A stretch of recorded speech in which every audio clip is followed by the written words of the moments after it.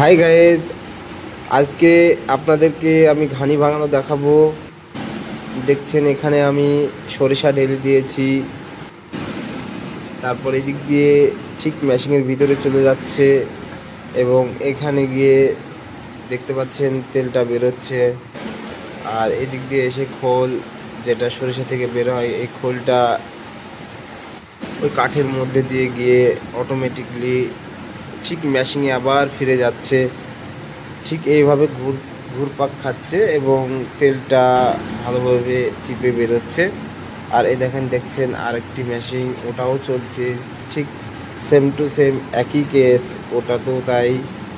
তো বন্ধুরা, যদি ভিডিওটি ভালো লাগে লাইক কমেন্ট করুন এবং ভিডিওটি অন্যকে দেখার জন্য শেয়ার করে দিন প্লিজ।